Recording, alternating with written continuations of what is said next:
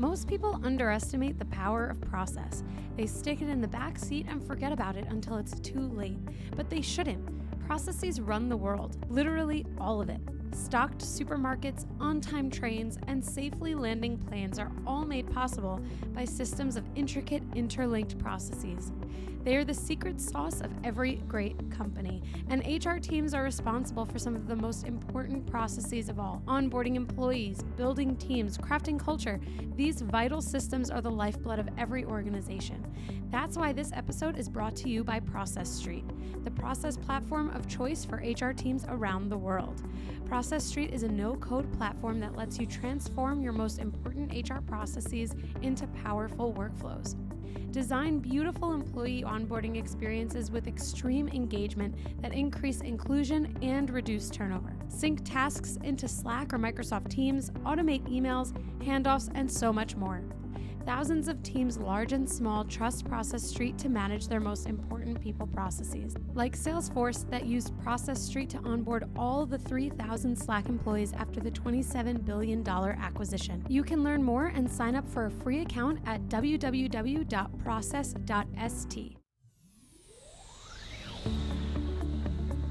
Welcome to the Bringing the Human Back to Human Resources podcast. The podcast all about the delicate balance between people and business, and quite literally, reconnecting the two. My name is Tracy Rubin, and I've spent nearly my entire professional career in HR. Join me as I share stories, opinions, and words of advice with you each week.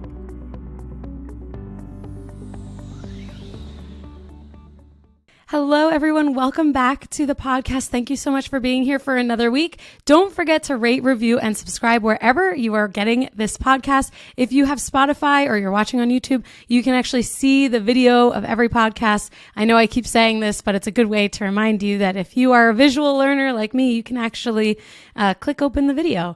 So this week, I'm super excited. I have an amazing guest for you today. Her name is Amy VanHaren. She is an entrepreneur, mother, writer, speaker, two-time breastfeeder, and founder and CEO of Pumpspotting, an app that helps parents connect and navigate the day-to-day of nursing, pumping, and feeding.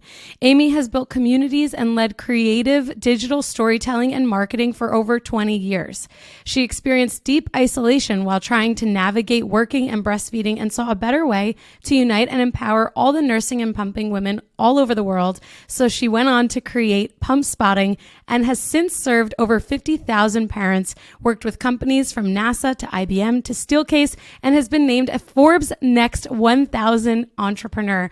So if that's not enough to get you excited, I don't know what is. But I do want to also say that even if you are not a person that is biologically capable of breastfeeding or having children, this is still something you want to listen into, because you could be the next wave of individuals who can support people who are having children and breastfeeding in the workplace. So with that said, I am so excited to bring on Amy. Amy, welcome to the podcast. Thanks, Tracy. I'm just thrilled to be here. And I think your point is such a good one. This is such a vital conversation to be having around parents. And, no matter how you feed and what that journey looks like, it takes a village and so much support, especially in the workplace. And I think it's evolving and changing so fast. Yeah. And so I'm just excited to be here and have this conversation, and appreciate everybody joining us and listening in. Thank you. Well, we are so glad to have you. I know I mentioned it that we have spoken a little bit about parent leaves and like the burdens that parents experience by juggling work and not only their personal lives, but also their parental lives, if that's even a phrase. And I've done some episodes in the past on this, only really probably 1 to 2. So I'm really excited to give you the floor, basically, to introduce a little bit more. I know we just went over your bio, but I'd love to hear a little bit more about what kind of like ignited the spark for Pumpspotting and why it's so necessary today.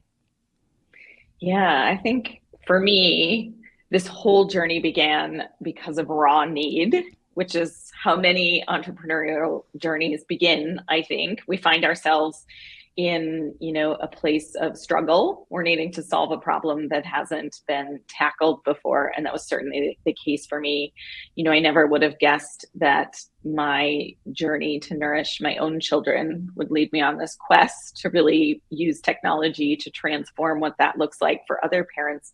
But it has, and it's been a pretty fascinating ride. And for me, it started 7 years ago when I had to go back to work I had my second child, and he was 6 weeks old. And because I worked for myself, I had to go back to work. And, Wow. 6 weeks is pretty early on to go back. And so for me, because it was important to feed him, to continue breastfeeding, and I was traveling all the time, and I was in meetings, and I was working so much, I found myself in a new lifestyle, really a new reality of navigating this. It was either nursing or pumping or thinking about nursing and pumping. I was shipping hundreds of ounces of milk and pumping in Ubers and on airplanes and the back seats of, cars and business meetings. And I found myself consumed. But literally, 24 hours a day, I almost was thinking about keeping a tiny human alive and feeding as much as I was thinking about the work that needed to get done. And both mattered equally for me. I wanted to really thrive as a career professional, and I wanted to thrive at feeding my child, but it was just really, really overwhelming. And so I remember I was, probably a couple months into my journey, and I was about to board a red eye back from San Francisco. I live in Maine, and so I was flying across the country because I was trying to be away as little as possible. And I remember being on a very dirty and sticky bathroom floor in the San Francisco airport. I was hooked up to a breast pump. And, at this point, it was starting to sound like Darth Vader to me, over and over again. Yeah. And I remember, I was sweating and I was stressed, and I could hear the line of women outside the door waiting to get in. And I was feeling anxious about that. And for me, it was just a real moment of desperation. Like, I can't keep doing this. I'm not comfortable. I'm not thriving at anything. I'm not doing well at my job. I'm not doing well at parenthood and feeding. And I really wanted to quit. And in that moment, for me, my sister sent me a text. And she said, "You're doing an amazing job. I just want you to know that." And it was this light bulb. I know sisters, right?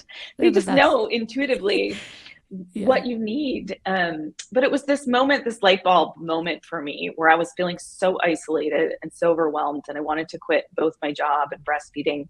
And it was the connection of knowing I wasn't the only parent that was navigating this, because I wasn't talking to anybody about this. No one in the workplace was making it part of the conversation. So it felt like, as much as this was my reality, I was doing it in this invisible bathroom stall and silo. And it really started me thinking about how many other women are navigating this, and why aren't we talking about this, and why aren't workplaces thinking about lactation support? And like, this is a real part of the day-to-day, and this has such a huge impact on our productivity and our mental health and our, how we show up. And so that was really the light bulb for me. And I felt as though we're always, we've got our phones and we've got this place to connect. And my background was in community building. And so I thought, what if I build a space that's really centered around being there at every stage of this journey, and really brings this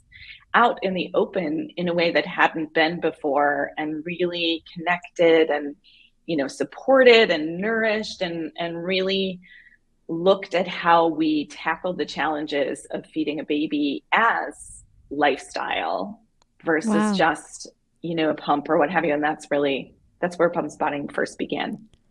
Wow. I mean, first of all, it's a really, I don't know if this is the right word, but like touching story. I think it's not so easy to hear, actually, when you realize that someone is like working to, or is going through a process of pumping in order to nourish their tiny human, as you said. I mean, that's like, and then to think that for so long, the only resources that people had were bathrooms or like closets or, unsanitary locations, when like we would never eat there. And, it is quite touching to hear you so vulnerably talk about the challenges that you were faced as a breastfeeding mother and a working mother at that. And I'm sure, knowing the demographics of my listeners, I'm sure that many are like, oh, that was me, or maybe someone's like, that could be me. How do I navigate this? And I love that you share this from a perspective of it coming through, this idea of pump spotting coming through as a lifestyle, or to solve for a lifestyle challenge, and that it so much is that. I mean, life doesn't stop once you go back to work. Life doesn't stop when you go on leave. I mean, some people don't even have paid leave through their companies, which is what I've shared on a previous episode with another guest. So I would love to dig into this idea and concept behind the lifestyle of breastfeeding and pumping. And for anyone listening that is not a woman or someone that can birth or have children, how can we best support this lifestyle in the workplace? Like, what does that look like from a workplace perspective? Yeah, I think it's a good question. And it's really interesting because in so many ways, this idea of tackling the integration or thinking of the whole phase of this journey as parents and parenthood in general, not just feeding, but especially feeding, it sort of mirrors what's been happening with this broader conversation around work life. And we can't separate these elements of who we are and what it is. And with feeding, it's so interconnected, and it's really easy to just think it's very straightforward, but it's not. It's this, no matter how you feed, you have to usually, whether you're with your baby or not, you have to express milk every 2 hours. And the milk is going to come no matter whether what. You're ready for it or not. Yes, exactly. Right. It comes no matter what.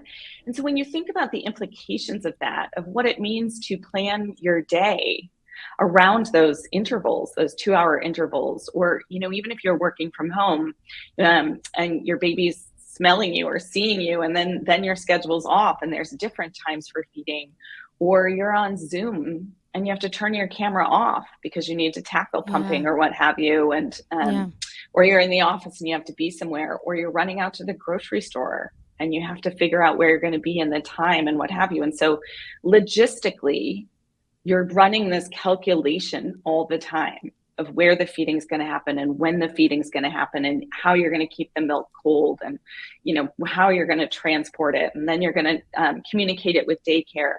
And then emotionally, you're thinking about, am I producing enough milk? Can I keep feeding? Is the formula to, feeding equation, because many parents are supplementing. You're doing both. You're doing all of it. You're nursing, you're pumping, you're feeding. So you're mentally, am I a good enough parent? Am I producing enough to keep my baby alive? And so you've got this mental load and this weight that's running through you all the time alongside this logistical calculation. And then you've got that physical side of it. I mean, we talk about it sometimes as, it's hard to imagine if you haven't been there, but imagine being in a meeting and just like leaking without your control, in front of people. And the weight of this is always on your mind. And so I think what's important as workplaces, first and foremost, is to bring this conversation forward, to understand that for parents who are navigating feeding in any form, that this is a reality of their life for a while, for the first year, maybe even 2 years, and that we have to be proactive in saying, we understand that this might be something that's important to you and part of your journey, and that you're going to need things around that in terms of breaks and space and just being able to openly have conversations. And so I think first and foremost, it's thinking about your workplace lactation programs and how do we bring that forward. It's inviting conversations with your soon-to-be current returning parents. What do you need? What does this look like for you? How can we help? Talk to us about it. It's about empathy and understanding that overwhelm and stress means reduction in milk supply, and it really could have an impact on that lifestyle. And just really collaboratively working together to think about how we can just be human in helping parents get through this. It makes such a huge difference to have an employer say, We see you. We know this is important to you, and we're here to work with you as you navigate this. Right. It's such an important point that you make. And, the human element is always welcome on this podcast, given the title, right? So, Yeah. at any level, like that is at the core of every decision that we have to make is like, are we making the right decision based on what people need and what is morally and ethically sound? And for anyone that is in HR that is responsible for making decisions, or maybe not even in HR that's listening to this, some things to note from a compliance perspective. The FLSA does require lactation accommodation in terms of reasonable break time. So your question might be, well, what is a reasonable break time? Well, in my experience, we've kind of said, you need to pump, you go pump. And, what is reasonable is based on what the mother is experiencing, I would imagine. But in my experience, it's been pretty loose because, at the end of the day, this is a medical accommodation. And if someone needs more or less time, that is going to fluctuate. The other thing to note is that in certain states, there is a requirement to actually have a secure sanitary room that is separate from a bathroom. We're not talking about pumping on the bathroom floor here. Especially when you think about California and New York, notably, there are requirements for breastfeeding rooms and pumping rooms. And some of these are very nice. I have friends that have used them and they are luxurious. So again, in my experience, it has to be a room that locks from the inside. Typically, you could find a fridge there, some magazines, something for the parent to preoccupy themselves with, and somewhere that's comfortable and, again, clean. It has to be clean. And many of the laws do require that it can lock from the inside. So definitely check out the show notes for more information on the compliance requirements, because this is not just a holistic conversation around how we can support our parents. This is also more often than not a legal requirement, depending on where you operate. And I just think it's a best practice anyway. It doesn't even matter. Like, this is the way that I think. The government doesn't have to tell me what to do. If it's the right thing, we should be doing it. So even before, I can remember before New York even came out with requirements around like the types of rooms that parents were afforded to in order to safely and sanitarily pump and breastfeed. And we still offered, a room. And that's really, this is where we can see as HR professionals, but also as an industry, how we hopefully are continuing to guide the government in different directions. And it's always a kind of a toss up, it's the cart before the horse argument, but just wanted to preface that. And we will certainly continue on with the less legal mumbo jumbo here. But thank you for sharing all of that. I know you have more information on this too. Yeah, well, and I just want to say, I think it's more important than ever, because the government, we have to go hand in hand with what the government's putting out in terms of laws and compliance, and they're incredibly important. And there has been, a massive increase in lawsuits around lack of breastfeeding support and accommodation. And so there is the compliance piece of it for sure. Also, there have been some disappointing legislation, the Pump Act that was going to expand support for parents, over 9 million mothers, including teachers and many who are in fields that really need breastfeeding support, didn't pass. And so I think it's important for all of us as companies. And the other thing is that it's an opportunity to me. This is a real moment that if you are thinking about support systems for your women and your families, and you are offering benefits and solutions that ease the burden and remove the barriers and make this work-life balance more possible and part of the conversation, maybe work-life harmony. Not sure there's any balance, like but work-life harmony around doing this and what have you. You're sending this signal to your employees, not just the ones you serve, but your entire workforce and your customers, that you value women and families. And there couldn't be a better time for that to matter, especially in terms of retention. And when we think about how people are making choices of where they work and where they shop and all those things. And so to me, this really falls into that. There's the compliance issue, there's the, great right thing to do, and there's also the business opportunity around it. Hey everyone, I wanted to take a quick break to tell you about the Employee Onboarding Podcast by Process Street. If you care about crafting a magical experience for new employees and you love podcasts, you won't want to miss this. Join the Process Street team as they have conversations with people leaders and technology creators exploring the world's most magical onboarding experiences. You will learn cutting-edge best practices, industry secrets, and technology to wow every new employee that walks through your door. I recommend the episode where Process Street's CEO, Vinay Patankar, sat down with Zapier's CEO, Wade Foster, to talk about how they've scaled employee onboarding in a $5 billion remote-first organization, and a conversation with Ben Eubanks discussing how to leverage AI and automation to improve the new employee experience will blow your mind. You can find the Employee Onboarding Podcast on Apple, Spotify, Google, or wherever you listen to your favorite podcasts.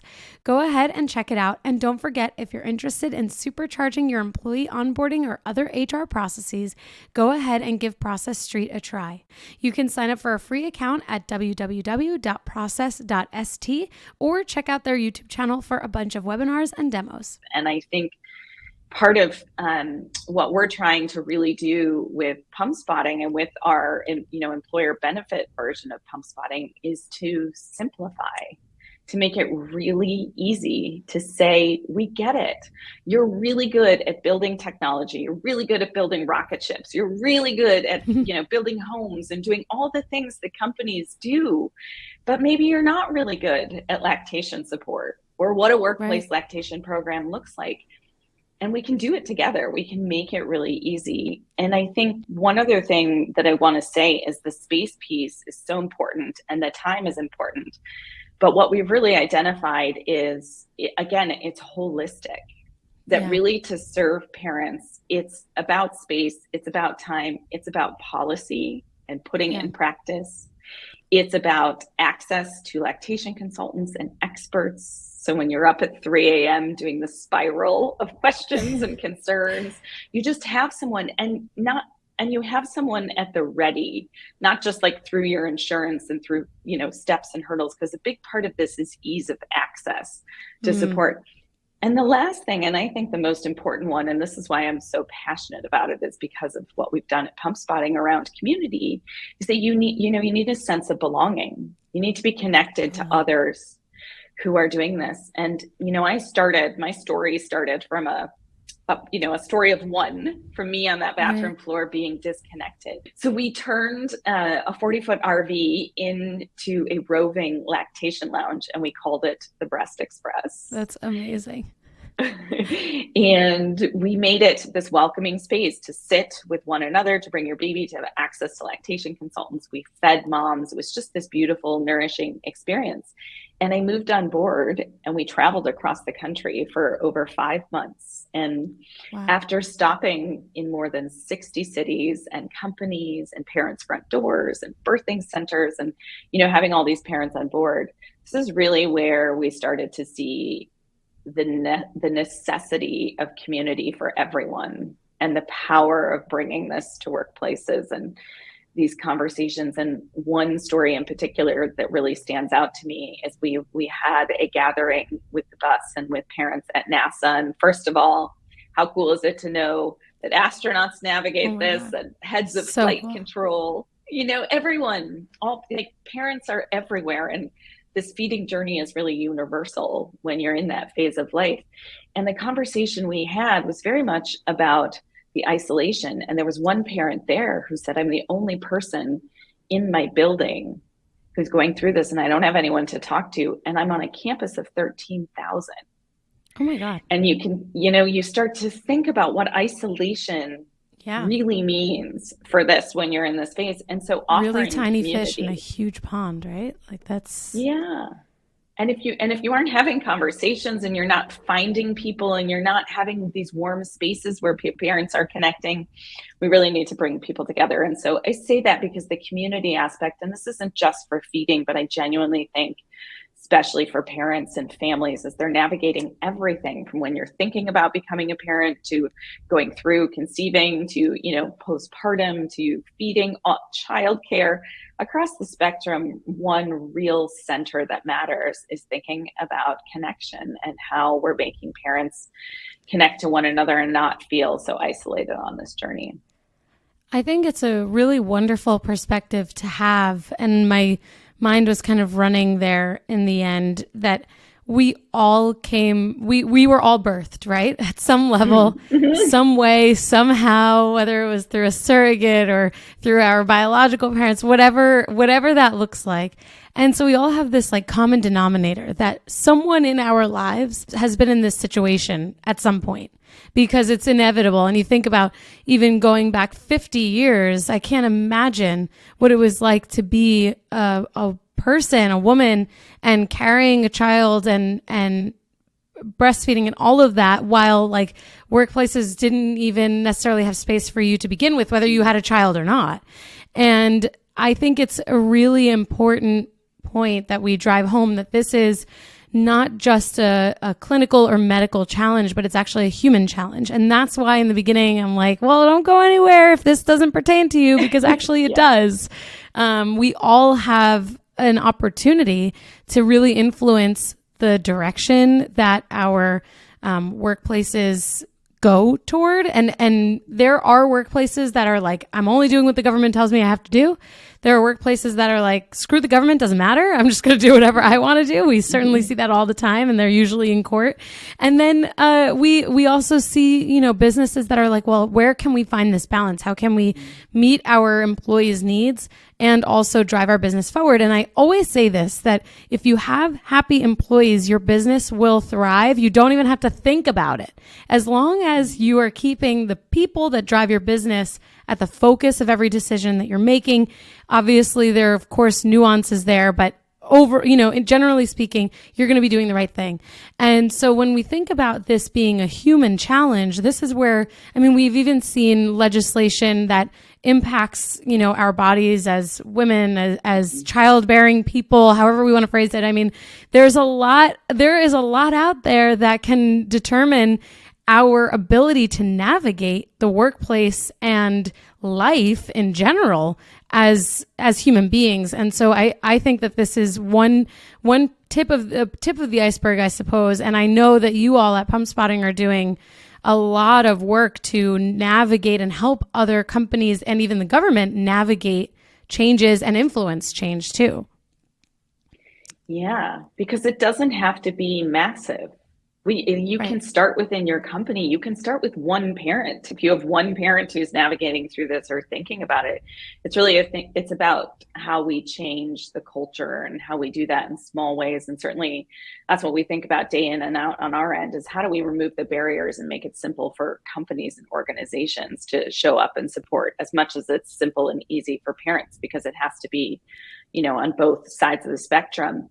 And what I think is so important about what you're saying is that, and I think if we can all think about it, think about those moments when you're really struggling with something. And this just doesn't just have to be parenthood. Think about when you were struggling with something at work or in your personal life, when someone sees you or shows up to ask how you're doing, to offer support, to give you a resource, to, point you in a helpful direction with a connection or an answer, or just make space for you emotionally to go through something, you form this gratitude and this bond or this feeling of deeper connection with the person that did that for you. So this is a real opportunity for companies to be heroes, to think about in this vulnerable moment of life, you are giving someone support. And what that means is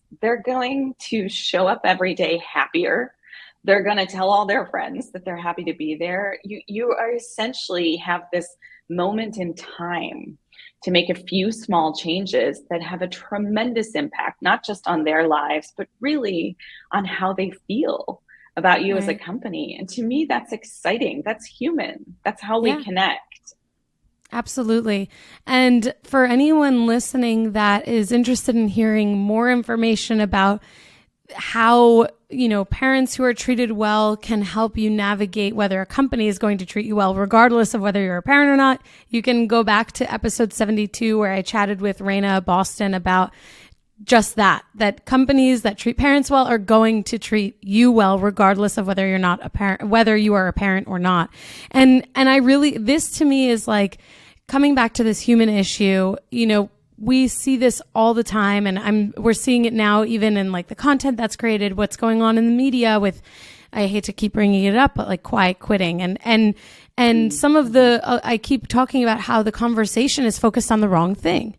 We're not focused on, we're talking about like the end result without talking about everything that happens leading up to that. And so when I think about parenting and this holistic challenge that we have to enable not just an accommodation for parents, but actually a workplace that allows them to really like live fully as parents in the moment that they're existing in today. And that is like, we can't get to the end result of supporting the parents holistically before understanding what that support looks like. So I think it's really important, the work that you're doing, but also this conversation. And when we think about, I guess that more generalized approach that in the workplace, parents who are supported, are going to be happier to be there. The companies are going to have overall better, ratings, I guess, in terms of how they're seen, not only internally, but externally. But one of the things that we often, talk about, I guess, in the HR world is like inclusivity, right? And we talk about it everywhere. It's not even just, based in HR. And we talked about this, you and I, before we recorded also, that inclusivity is a huge piece of this. So can you expand on that and how this, navigating this challenge and providing some solutions is a drive toward a more inclusive experience? Sure. Well, I think that, new parents and navigating postpartum and just parents generally, but they can fall under vulnerable populations, especially during this time period and what this looks like. And within that, there are, parents of color have even more barriers around breastfeeding and challenges and ways that they have to navigate this journey. And so this population in particular, the number is big when we talk about families and who we serve and who we support. And so when we create benefits and systems that think about families generally and every journey, no matter what that looks like, no matter, what your family makeup is or how you come to be parents or even how you feed, what you're doing is starting to put in practice, policies and culture change and things that signal seeing certain, elements in populations that have a huge impact. And so I think that parents are one place to start, but it's really about caregiving more broadly. Yeah. And, there's so many elements at the beginning, at the end, in between with what we have to navigate as parents and caregivers, that there's a real opportunity to change the conversation and to start to think more about the individual journeys our workforce is on, our parents are on. Yeah. It reminds me of an episode that I did back maybe in early 2021, maybe, about how there's a disproportionate, or there was and probably still is a disproportionate impact on women as a result of COVID, and that COVID itself had a disproportional impact when we think about the impact on the workplace, because there were so many moments, I guess, that came to a head there. There were, the caregiving challenges of now you're working remotely, and sometimes your partner, your spouse thinks that, you're working remotely, you can watch the kids, you can caregive. I think I might have shared with you, my older sister has Down syndrome, so caregiving is something really important to me as not only as a topic, but also as an understood part of this puzzle in parenting, and caregiving goes beyond just being a parent. It's also if you are caregiving for your parents or another loved one. But this idea of the impact that COVID had on women, especially, was disproportionate. And we're still seeing this today, where now it's there has been potentially a bit of a roadblock or a speed bump for women as they continue to grow in their careers, as they navigate coming back into the workforce if they took time away. And this is, I think in that episode, I said, well, I really hope that we're not set back, in time. And it's so interesting that here we are today with legislation around the country. And I did an episode on Roe v. Wade also.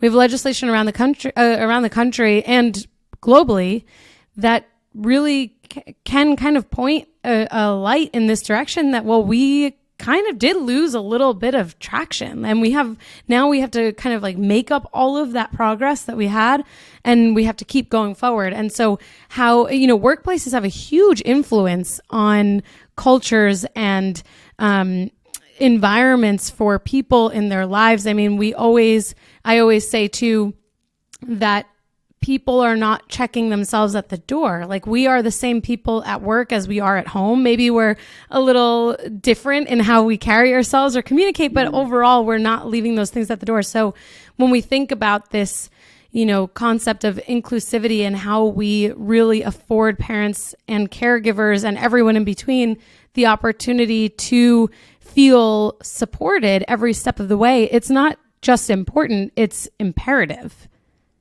Yeah.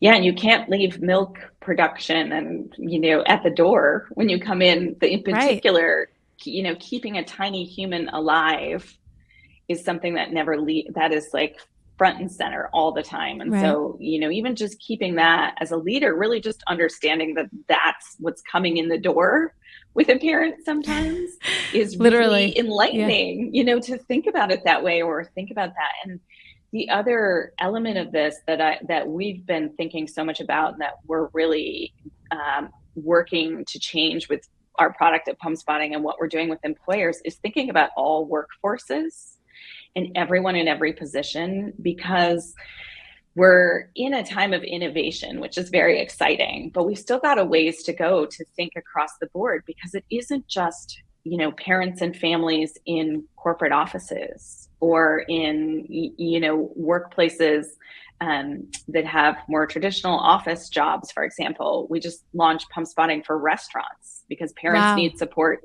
if you're in the kitchen or you're behind the bar or you're on the dining room floor. These are things you just never think about sometimes. It's really important. You don't, right? And we really need to think about it everywhere, because again, back to this lifestyle, this comprehensive thing. It doesn't matter whether you work in retail or on a manufacturing floor or, at the in the corner office in a tech company. It's all the same. You still need this support, this community, these policies, these space, all of those things. And for me, it's exciting that we're starting to talk about it and think about it more holistically. And what does it look like in each place for each parent? And the more companies can do that with us, the more really massive positive impact you're going to have on your people. Totally. And this is why this is a critical topic for everyone, not just birthing parents or parents, period. So, Amy, I mean, I know we can go on and on and on about this, and I don't have children yet. I want to have children, but I'm sure when that time comes that I will come back to you and say, like, I need all the information again, or I'm going to have to listen to this episode again. But I think that truly and authentically, I think that people listening to this episode are going to learn a lot. I know I did. I think they'll take a lot away, especially if they heard in the beginning that they should not go anywhere and that they are part of this conversation because they are change agents in their organization. And we need, this is a moment for allyship. It shouldn't be that way, right? It's just like, this is just part of life. But at the end of the day, this is the reality, is that we need as many people aware of this topic with an understanding of the challenges that parents are faced with every day in order to make those incremental and significant changes in the workplace. And so with that, I would love to kind of close us out by giving it back to you and seeing where can everyone connect with you? How can they learn more about Pumpspotting? And if you have any final words to impart on us today. Yeah, well, thanks so much. This has been such a pleasure. You can find us at pumpspotting.com. If you're a parent, you can download the Pumpspotting app to get support and access. And if you are an employer, we would love to talk to you about your workplace lactation program and how we can work together to support you and your parents there. So pumpspotting.com, you can find us at Pumpspotting online. And I really think what's most important is just that we check in on one another. And if you have parents, that are in this phase of nourishment, bring up the conversation, ask what they need, give them a high five. It's really about making this, just part of life, and making it uplifting and making it easy and making it possible. I love to joke with my team that I'm on a mission to make talking about lactation support super fun in all areas and all places. And so, don't be afraid to have the conversation. And if you are a parent that has fed or is feeding or will in the near future, you're doing an amazing job. We couldn't be more thrilled to be in your corner. So that's amazing. Well, thank you so much, Amy. And for everyone listening, don't forget to check the show notes for all of those links. And of course, rate, review, subscribe, share this episode with someone who you think would really benefit from hearing it, whether they understand it or not. This is a great episode, I think, to impart some knowledge and also make someone feel really validated. So thank you, Amy. And I'm sure we'll have you back on. Oh, such a pleasure. Thanks, Tracy.